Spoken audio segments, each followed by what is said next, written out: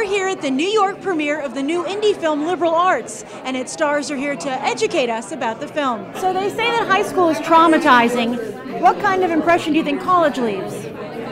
Well, I mean, it depends on the person and it depends on the college, I suppose. I loved college. I had a great time. Yeah. It was, for me, I'd never really been away from home, and it was a great way to ease stepping into the world. I related more to my character in this movie because of my high school experience, because my college experience was like an ensemble of theater kids, and like half of my class will be here tonight to go to the premiere. Oh, that's wonderful. Yeah, because they're my best friends here. This movie, Liberal Arts, wrestles with college and you know, the merits of it, and also kind of the drawbacks of some of that, you know, being too in your head, I suppose.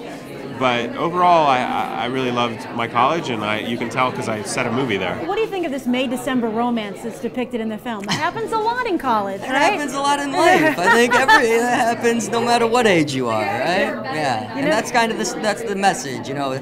This kind of love is ageless. In this movie, I think the characters aren't actually in the right places to do that, but I think people come to their own at different times in life, and so it just depends on where people are and they meet each other. It's very tricky. I mean, it could be creepy, but it isn't. It isn't, because there's Josh's character has a real respect for her, and has an incredible awareness of the age difference, and I think that's very important.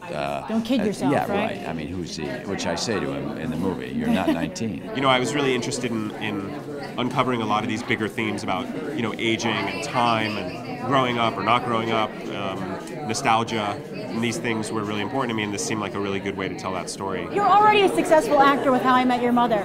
What drives you to take on all the extra work of writing, producing, and starring in these independent films? This is your second one. Yeah.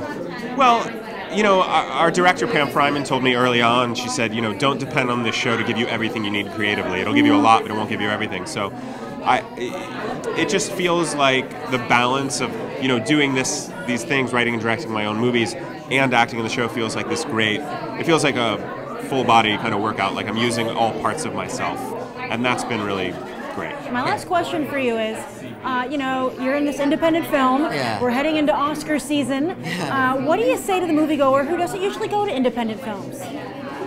Go see our movie. Yeah? Please, go see it. It's great. You'll be thrilled. You'll love it. Sometimes independent films can get an idea of like, oh, they're like really dark, weird subject matter, and all an independent film means really is it was produced outside the studio system. And this, to me, Liberal Arts feels like a movie that studios were making in the 70s or 80s or early 90s. And they also are probably hit you closer to home because they're actually more relatable than like CIA agents and superheroes. That's true. You know, it's, I don't know how if I knew how to get people in the theater, I would run the studios.